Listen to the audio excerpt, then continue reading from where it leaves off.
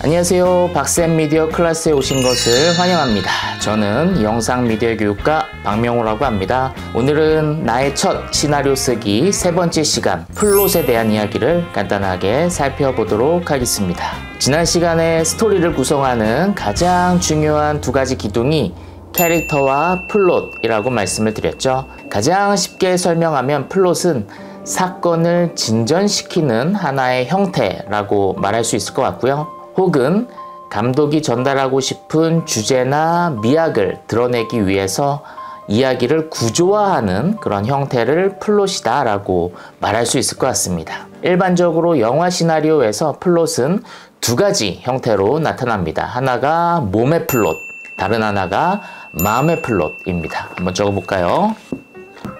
마음의 플롯. 그래서 이것은 어떤 학문적인 그런 구분은 아닐 것이고 실제적으로 이야기를 쓰는 데 있어서 도움이 되는 그런 구분이다 라고 보시면 될 것 같아요. 여기서 좀 더 쉽게 설명하면 몸의 플롯이라고 하는 것은 사건 중심의 시나리오다 라고 볼 수 있을 것이고, 마음의 플롯은 인물 중심의 시나리오다 라고 생각을 하시면 좀 더 쉽게 이해할 수 있을 것입니다. 그래서 사건 중심의 시나리오는 영화가 마치 관객들과 게임을 하는 것처럼 이야기가 재밌게 펼쳐지고 이 사건의 결말을 궁금하게 만드는 그런 종류의 스토리라고 볼 수가 있겠습니다.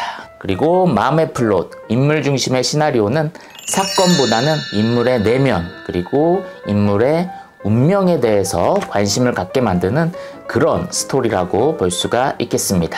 사실 좋은 스토리는 이 두 가지가 적절하게 섞여 있는 게 가장 좋겠죠. 그렇지만 현실적으로 볼 때에는 두 가지 다 잘하는 건 힘들 것이고, 둘 중에 하나만 잘 표현이 되어도 굉장히 좋은 영화로 우리에게 기억되는 경우가 많다라는 것을 여러분들이 생각하시면 좋을 것 같아요. 그래서 작가마다 자신의 강점이 다른 것이죠. 그래서 어떤 작가는 이 사건을 묘사하고 그것을 스릴 있게 재미있게 표현하는 것을 굉장히 잘하는 그런 작가가 있는 반면, 어떤 작가는 사건 묘사는 잘 못하는데 인물의 내면을 섬세하게 포착하고 그것을 표현해내는데 더 이제 강점을 보이는 그런 작가가 있죠. 그래서 내가 어떤 부분에 더 강한가를 생각해 보는 게 굉장히 중요합니다.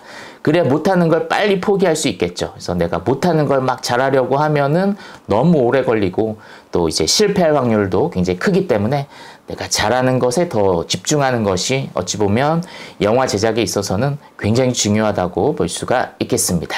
실제 영화로 사례를 들으면 좀 더 이해하기가 편하겠죠. 그래서 양 극단에서 성공한 케이스의 영화를 한번 소개해 드리도록 하겠습니다. 먼저 몸의 플롯, 사건 중심의 스토리로 성공한 그런 영화들을 소개해보면 스피드 1편 같은 영화입니다. 그 영화를 보면 사건이 굉장히 중요한데 이제 악당이 버스에 폭탄을 설치하죠. 그런데 그 폭탄이 버스가 시속 50km 아래로 떨어지면은 폭탄이 터지도록 그렇게 세팅이 되어 있습니다. 그리고 심지어 버스 운전사가 갑자기 죽게 돼서 이제 승객 중에 여성 승객 한 명이 대신해서 또 운전을 하죠. 그래서 비전문가가 운전을 해야 되는 상황, 이런 여러 가지 요소들이 영화의 스릴감을 굉장히 높여주고 이제 관객들이 손에 땀을 쥐고 영화를 보게 만드는 것이죠. 그리고 이 영화의 주인공 키아누 리브스가 이런 악조건 속에서 폭탄을 제거해야 되는 그런 미션이 주어지는 것입니다. 그래서 이 영화의 주인공은 그 자체로 굉장히 매력적이긴 하지만, 그래서 이야기 안에서는 그 인물의 내면에는 크게 관심을 기울이지 않고 오로지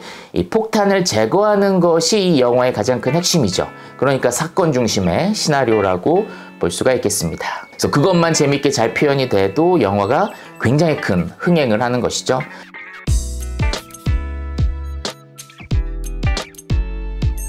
그리고 두 번째로 마음의 플롯, 인물 중심의 시나리오를 생각해보면 이에 가장 적합한 영화가 제 생각에는 허진호 감독의 8월의 크리스마스라고 생각을 합니다. 그래서 그 영화를 보면 주인공인 한석규 배우의 내면과 주인공의 운명에 대해서 이제 관심을 갖게 되죠. 그래서 그는 사진관 일을 하고 있고, 그리고 그가 시한부 인생 선언을 받게 되죠. 근데 그 와중에 이제 한 여인에게 이제 사랑에 빠지게 됩니다. 근데 그 사랑에 빠지는 과정도 극적으로 표현되는 것이 아니라 아주 잔잔하게 표현이 되죠. 그래서 이게 사랑인지 아닌지 헷갈릴 정도로 굉장히 섬세하고 어찌 보면 좀 밋밋할 수 있게 그 사랑의 감정이 표현이 됩니다. 그래서 이런 스타일의 영화는 사실 시나리오나 촬영이 받쳐주지 않으면 굉장히 밋밋한 이야기가 될 수 있어요. 근데 이 영화 8월의 크리스마스는 시나리오도 섬세하고 또 촬영이 굉장히 섬세하죠. 이 마음의 플롯을 다룰 때에는 무엇이 중요하냐면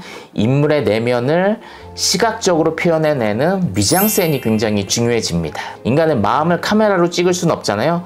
그래서 영화가 무엇으로 그것을 대신하냐면 하나의 풍경으로 인물의 내면을 대신하는 그러한 미장센, 그런 숏이 있을 때 이 마음의 플롯의 영화가 이제 빛을 발하게 되는 것이죠. 가령 영화 8월의 크리스마스의 첫 장면에서 문으로 새어 들어오는 빛의 섬세함을 보여주는 숏이라든지,